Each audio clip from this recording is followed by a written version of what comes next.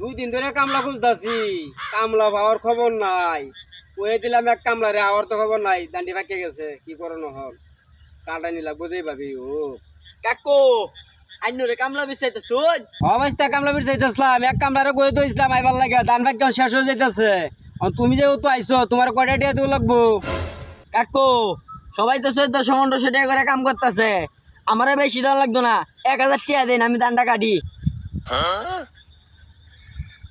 চাচা আমি আসলাম কুয়েছে ইসলাম জান। বাইস্তা তুমি আইছো? হ্যাঁ চাচা। ওই আর একজন আইলো কামের লাগিয়া। তে বাইস্তা তোমার কয়টা দেওয়া লাগবো? বেশি না 800 টাকা দেন দেন।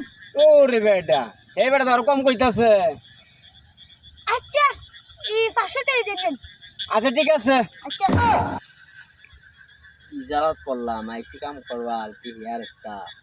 আচ্ছা চাচা আমার 200 দেন যেন। এবার যাও, তোমার লাগতো না, এবারে কাম করবো।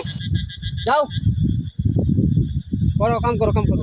নানি আর বলছি না না বুঝলো না না আমি কল দিছে কত কম। চাচা এই লোক না কথা নাকি কাম করবে রাইলো। আরে বেটা, এটা আমার নাতিন, এটা কাম করবার আইছে না। এটা হলো আমার নাতিন, নাতিনে আমার এই বুদ্ধিটা হরাই দিচ্ছে। কাম করো।